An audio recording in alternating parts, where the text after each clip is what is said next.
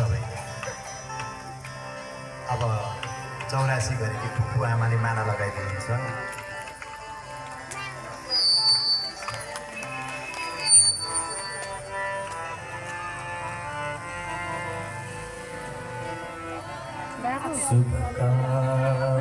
सबैले पुष्पवृष्टि गर्छु। थोरै थोरै हातमा फुलिदिनुहोस् त, माथिबाट थोरै थोरै पुष्पवृष्टि गर्नु। सबैले पुष्पवृष्टि गर्नु।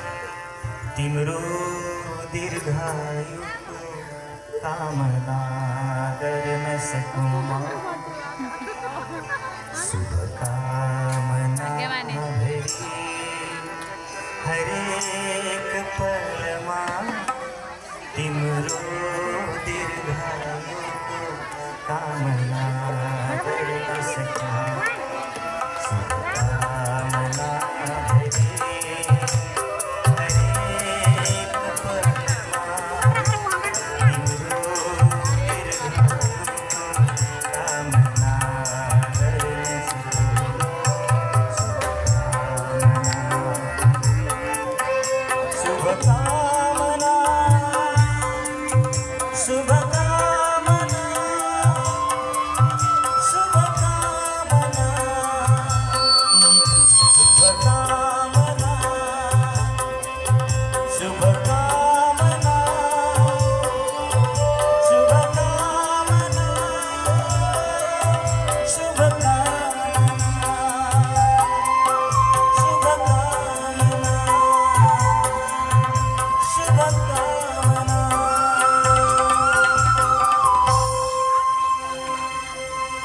अनेक अनेक आशीर्वाद सहित गुरुहरूको तर्फबाट श्रद्धेय एकेका गणपति गुरुले आशीर्वाद प्रदान गर्दै हुनुहुन्छ।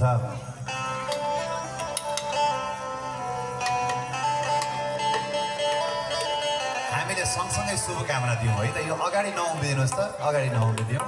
ल उहाँलाई हामीले सँगसँगै, मैले सँगै गाउँछु, हजुरहरूले पनि सँगसँगै भन्ने है त। शुभकामना शुभकामना शुभकामना